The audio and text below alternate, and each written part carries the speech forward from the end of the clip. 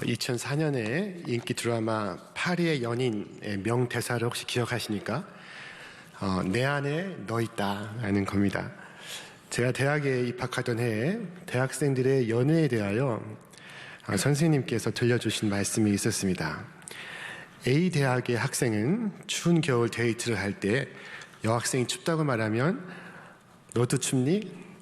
나도 춥구나 그런다고 합니다. 이 B 대학의 학생은 데이트를 할 때 여학생이 춥다고 하면 자기의 외투를 벗어서 덮여준다고 합니다. 그런데 우리 대학의 학생은 데이트를 할 때 여학생이 춥다고 하면 이 팔을 벌려 자신의 품을 내준다고 합니다. 어느 자리에선가 후배 학생들에게 그 이야기를 제가 다시 들려주었더니 학생들이 하나 더 추가된 것이 있다고 제게 되려 말해주었습니다. 육사생은 데이트를 할 때 여학생이 춥다고 말하면 남학생이 자 그럼 뛰자 라고 한다고 합니다. 신학교에 들어가서는 선생님으로부터 주님과의 데이트에 대하여 많은 이야기를 들었습니다. 그 시절에 잊혀지지 않는 말씀은 예수님과 당신 사이에 아무것도 끼어들지 못하게 하라 하는 것입니다. 사랑하면 사랑하는 이와의 사이에 틈이 벌어지면 안 됩니다. 오늘 우리에게 임하신 말씀, 내 안에 거하라, 나도 너희 안에 거하리라. 가지가 포도나무에 붙어있지 아니하면 스스로 열매를 맺을 수 없음 같이 너희도 내 안에 있지 아니하면 그러하리라 말씀합니다. 가을이면 낙엽이 떨어집니다. 가을에 이 잎이 떨어지는 낙엽 현상은 잎과 가지 사이에 떨켜라는 다른 조직이 생겨나 가지와 잎 사이에 틈을 내어 잎을 마르게 하고 떨어뜨리게 하는 현상이라고 합니다. 틈을 만들어 잎을 떨어뜨리는 이 조직은 가지에서 잎으로 영양과 수분이 공급되지 않도록 차단함으로써 잎을 마르게 하고 결국 가지로부터 떨어지게 한다는 것입니다. 하나님과 우리 사이도 마치 그와 같다고 말할 수 있습니다. 하나님과 우리 사이에 다른 어떤 것이 끼어들지 않도록 우리는 주의해야 합니다. 특별히 죄가 들어오지 않도록 우리는 유의해야 합니다. 하나님은 아담과 하와에게 선악과를 따먹고 범죄하면 정령 죽으리라 말씀하셨습니다. 로마서 6장 23절에서 이르시기를 죄의 삭은 사망이라 말씀하십니다. 죄의 삭은 사망이라 하신 그 말씀은 하나님과 사람 사이에 죄가 들어와 마치 잎이 떨어지듯 사람이 하나님께로부터 떨어져 나가 사망에 이르게 되었음을 말씀하는 것입니다. 선악과를 따먹고 범죄하기 전 아담과 하와는 가까운 사이였습니다. 하나님과 사람 사이에 틈이 벌어지지 않았습니다. 하나님과 친했습니다. 그러나 선악과를 따먹고 범죄한 후 아담과 하와는 하나님과 멀어져만 갔습니다. 하나님을 피하여 숨습니다. 그리고 죽음이 그들에게 임하게 되었습니다. 그것은 죄의 대가, 죄의 삭시였습니다. 마귀는 지금도 하나님과 우리 사이에 그 무엇인가를 끼워 넣고자 시도하고 있습니다. 하나님은 욥을 칭찬하셨습니다. 그러자 참소자 사탄은 투덜거립니다. 오늘 말씀 속에서 여호와께서 사탄에게 이르시되 네가 내 종 욥을 보았느냐?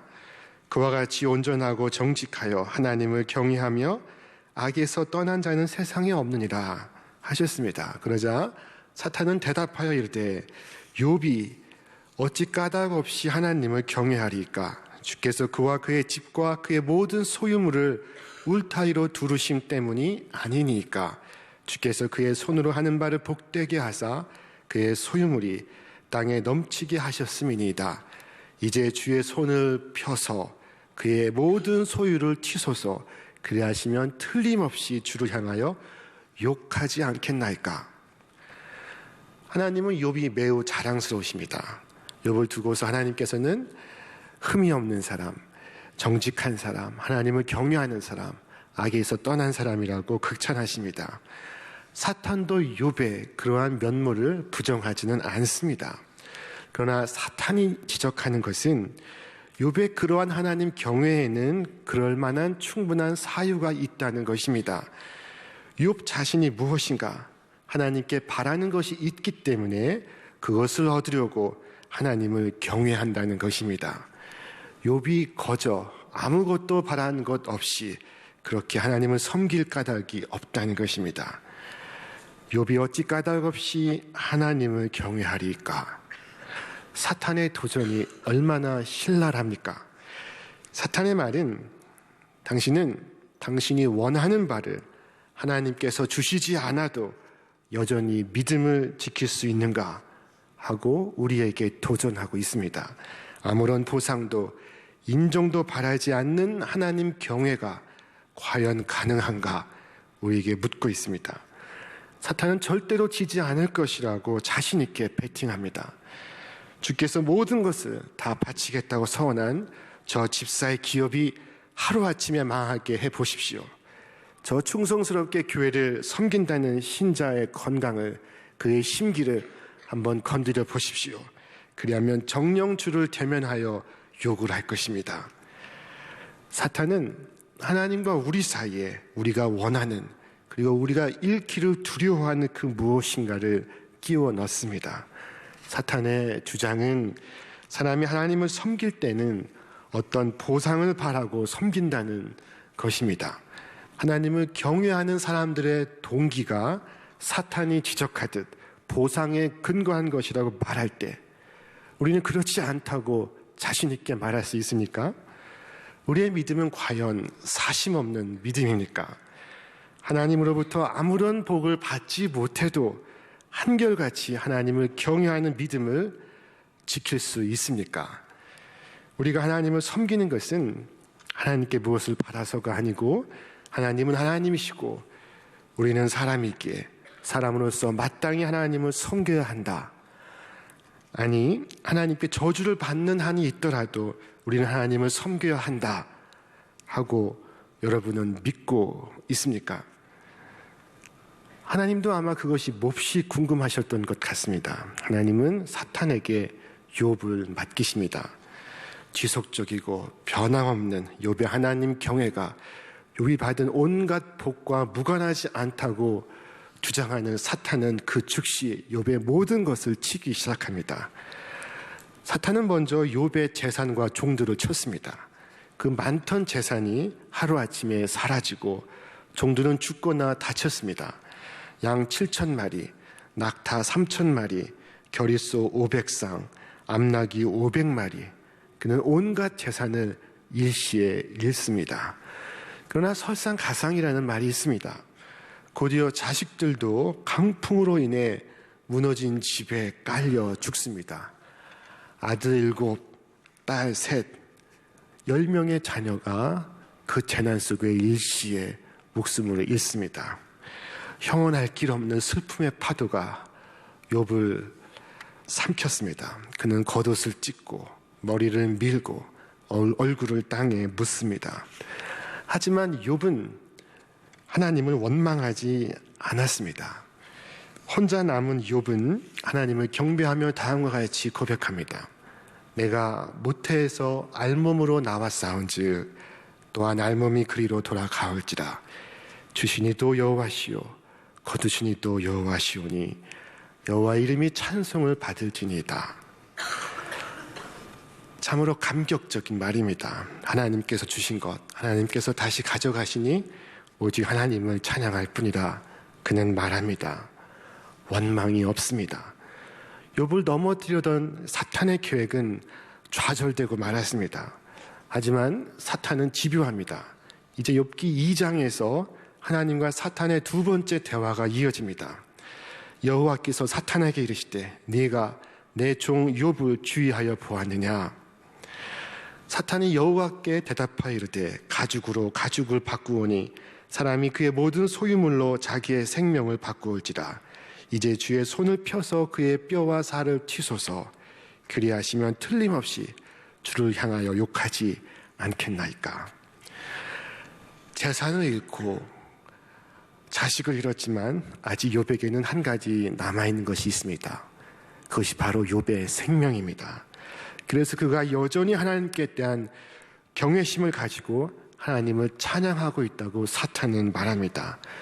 이제라도 하나님이 욥의 뼈와 살을 치시면 그가 하나님을 저주할 것이라고 말합니다. 그리고 마침내 사탄은 욥을 쳐 그의 발바닥에서부터 머리 정수에 이르기까지 악성 종기가 생겨나게 했습니다. 욥은 잿더미 위에 앉아서 옹기 조각을 찾아내 그것으로 자기의 몸을 긁고 있습니다. 그처럼 처참한 신세가 된 남편을 바라본 욥의 아내는 당신이 그래도 자신의 온전함을 굳게 지키겠습니까? 하나님을 욕하고 죽으십시오 라고 말합니다. 욥은 그러한 아내를 물끄러미 쳐다보고 아내에게 말했습니다. 그대의 말이 한 어리석은 여자의 말 같도다. 우리가 하나님께 복을 받았은즉 화도 받지 아니하겠느냐 하고 이 모든 일에 욥이 입술로 범죄하지 아니하니라 성경은 기록하고 있습니다. 지독한 믿음입니다. 욥이 아내에게 보여준 하나님을 향한 변함없는 신앙은 욥의 하나님 경외가 어떠한 보상을 전제로 하지 않는 순수한 신앙임을 입증하고 있습니다. 그 모든 어려운 일을 당하고서도 욥은 범죄하지 않습니다. 하나님과 그 사이에 틈이 벌어지지 않습니다. 오늘의 말씀 속에서 하나님은 사람이 아무것도 바라는 것이 없이 하나님을 경외하는 신앙이 가능하다고 말씀하십니다. 그리고 그것이 참된 믿음이라고 말씀하십니다. 그러나 우리에게 문제는 욥이 아무것도 바라는 것 없이 하나님을 경외하겠습니까? 라고 주장하는 사탄의 말이 우리에게 더욱 그럴듯하게 들린다는 것입니다. 하나님의 주장보다는 사탄의 주장이 우리에게 더 설득력 있게 다가오는 것입니다. 사탄은 하나님 경외의 배후에 자리 잡고 있는 신앙인의 이기적 욕망을 폭로하고 있습니다. 오히려 우리는 욥에게 한 말 때문에 하나님께 꾸중을 들은 욥의 친구 빌닷이나 소발처럼 생각합니다. 욥의 친구 빌닷이 욥에게 하는 말입니다. 네가 하나님을 간절히 찾으며 전능하신 분께 자비를 구하면 또 네가 정말 깨끗하고 정직하기만 하면 주께서는 너를 살리시려고 떨치고 일어나셔서 내 경건한 가정을 회복시켜 주실 것이다. 처음에는 미약하지만 나중엔 창대할 것이다. 소발도 욥에게 말합니다. 네가 마음을 바르게 먹고 네 팔을 그분 쪽으로 들고 기도하며 악에서 손을 떼고 네 집안에 불의가 깃들지 못하게 하면 괴로운 일을 다 잊게 되고 그것을 마치 지나간 일처럼 회상하게 될 것이다. 욥의 이 친구들의 말은 그럴듯하지만 사실은 세상에 익숙한 응보와 보상의 논리입니다. 올바른 마음을 가지고 악에서 손을 떼고 불의를 몰아내면 그 보상으로 이제 마음의 평화, 생활의 안정을 되찾게 된다는 것입니다. 그것은 진리처럼 들리지만 그것은 신앙이 아닙니다. 욥과 하나님 사이에 어떠한 보상도 놓여있지 않습니다. 욥의 하나님 경외에는 까닭이 없습니다. 그의 하나님 경외하는 신앙은 이유가 없습니다. 하나님은 그와 같은 욥의 신앙을 칭찬하신 것입니다. 하나님은 그를 흠이 없는 사람, 정직한 사람, 하나님을 경외하는 사람, 악을 멀리하는 사람이라고 칭찬하십니다. 오늘 우리 성도의 삶, 교우의 삶, 부모의 삶, 그리고 자녀의 삶도 그와 같아야 하지 않겠습니까? 어떤 아이가 혼자서 뭘 적더니 엄마에게 가져왔습니다. 현관 신발 정리 2,000원, 커피 타주기 3,000원, 엄마 심부름 5,000원, 그래서 합의 10,000원, 이 10,000원을 청구하는 것입니다. 그걸 본 엄마가 아이 앞에서 그 옆에 적어나가기 시작했습니다. 매일 밥 해준 값 0원, 매일 빨래 해준 값 0원, 매일 따뜻한 집에서 재워주는 값 0원. 그랬더니 아이가 놀라며 엄마의 준 쪽지를 다시 받아들고 만원이라는 글자를 영원으로 바꾸었다고 합니다. 하나님께서 저와 여러분을 사랑하시는 것은 어떤 이유가 있어서 사랑하시는 것이 아닙니다. 저주를 받아 죽을 이유밖에 없었지만 독생자 예수 그리스도를 보내셔서 당신께서 우리를 얼마나 무조건적으로 사랑하시는가를 보여주셨습니다. 사랑은 여기 있으니 우리가 하나님을 사랑한 것이 아니요 하나님이 우리를 사랑하사 우리 죄를 속하기 위하여 화목제물로 그 아들을 보내셨습니다. 오늘 주님께서 우리에게 주시는 명령은 내가 너희를 사랑한 것 같이 그와 같이 너희도 사랑하라 하는 것입니다.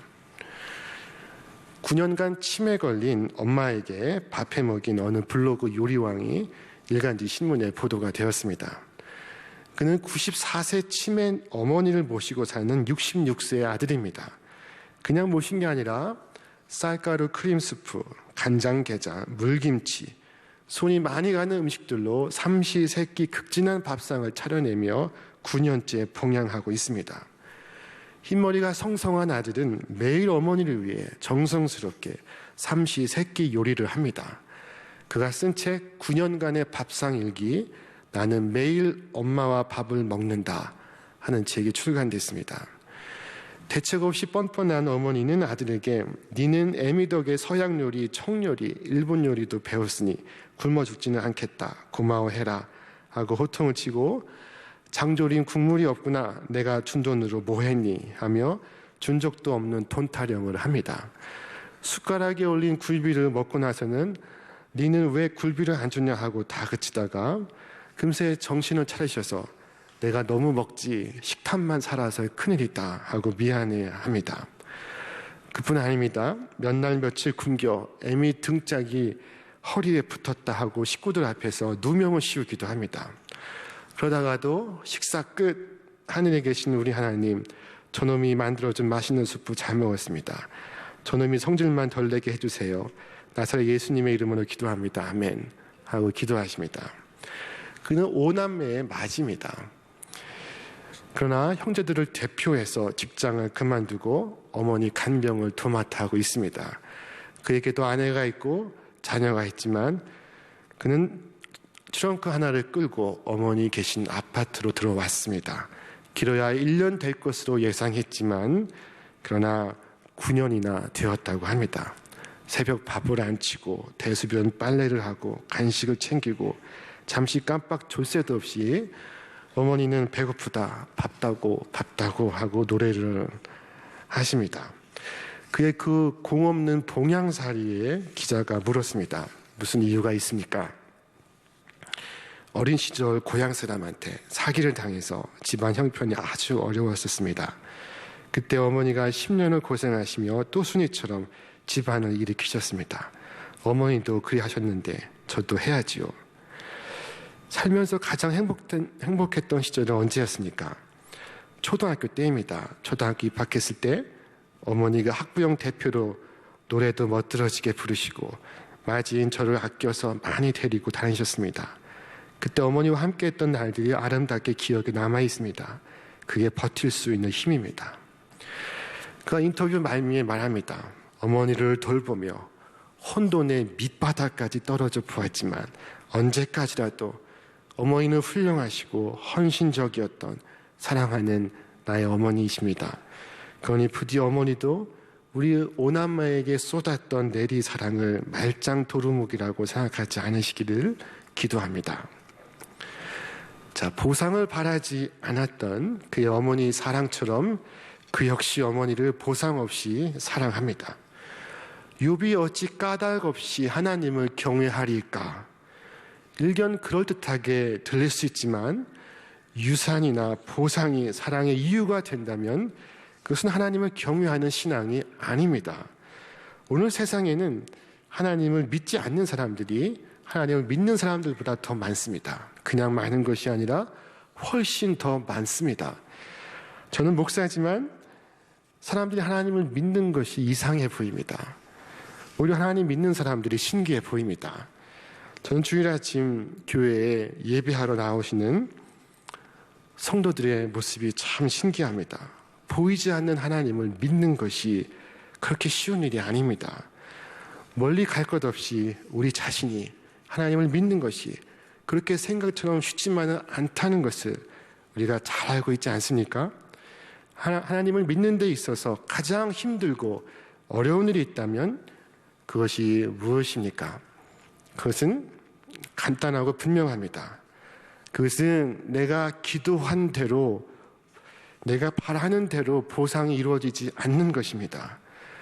우리는 세상에서 수많은 욥을 만납니다. 때로 우리 자신이 욥이 되기도 합니다.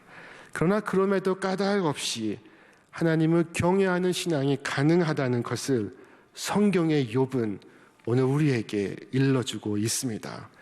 사탄은 욥과 하나님 사이를 벌리려 하였으나 그 계획은 수포로 돌아가고 말았습니다. 오늘 본문을 통하여 우리에게 주시는 말씀, 나는 곧 포도나무요 너희는 가지라 하는 말씀이 참 좋습니다. 가지가 포도나무에 붙어있지 아니하면 스스로 열매를 맺을 수 없음 같이 너희도 내 안에 있지 아니하면 그러하리라. 눈이 많이 온 겨울산에 올라가 보면 눈의 무게를 견디지 못하고 찢겨져 나간 나뭇가지를 볼 수 있습니다. 나무에서 완전히 떨어져 나간 것은 아니지만 그러나 찢겨진 상태로 나무에 온전히 붙어있지도 않은 채 생명을 유지해가는 모습을 볼 수 있습니다. 저는 그 모습을 보면서 혹시 우리의 모습이 그와 같지 않은가 생각해 봅니다. 하나님으로부터 완전히 떨어져 나간 것은 아니지만 그렇다고 온전히 하나님과 하나 되어 붙어있지 못해서 하나님이 약속하신 아름다운 열매를 맺지 못하고 어정쩡한 상태로 살아가고 있는 것은 아닌가 생각해 봅니다. 마음이 분주하여 당신을 향해 역정을 내는 마르다에게 예수님은 말씀하시기를 마르다야 마르다야 네가 많은 일로 염려하고 근심하나 몇 가지만 하든지 혹은 한 가지만이라도 족하니라. 마리아는 이 좋은 편을 택하였으니 빼앗기지 아니하리라 하셨습니다. 마리아가 택한 그 좋은 편이란 예수님과 함께 있는 것이었습니다. 마리아는 예수님 발치에 머물러 예수님 말씀을 경청하고 있습니다. 하나님 임재 안에 머물고 있습니다. 어린아이를 키우다 보면은 행복과 기쁨을 느낄 때가 있습니다. 제가 행복과 기쁨을 가장 많이 느낄 때는 아이가 아무 말 없이 제 주위를 맴돌고 놀 때입니다. 그때 저는 가장 행복과 기쁨과 보람을 느낍니다. 그냥 아빠와 함께 있고 싶어서, 아빠 곁이 좋아서, 아빠 주위에서 놀고 있는 그 모습이 제 마음을 심히 기쁘게 합니다. 그처럼 하루 10분이라도 십자가에 주님을 바라보실 수 있기를 바랍니다. 아무리 분주하고 바빠도 하루 10분만 주님께 가까이 다가서시기를 바랍니다. 하루 10분만 주님을 우러러 보십시오. 까닭 없이 하나님을 경외하는 신앙, 보상을 바라지 않아도 하나님을 경외하는 그 신앙을 통해 많은 열매가 맺힌다는 사실은 참된 신앙의 비밀입니다. 우리가 해야 할 일은 나무에 빈틈없이 붙어 있는 것입니다. 하나님과 우리 사이에 틈을 내지 않고 하나님께만 붙어 있으면 우리의 삶은 저절로 열매를 맺게 될 것입니다. 그처럼 많은 열매를 맺어서 하나님께서 자랑스러워 하시는 우리 신촌의 믿음의 성도들 다 되시길 주님의 이름으로 축원합니다.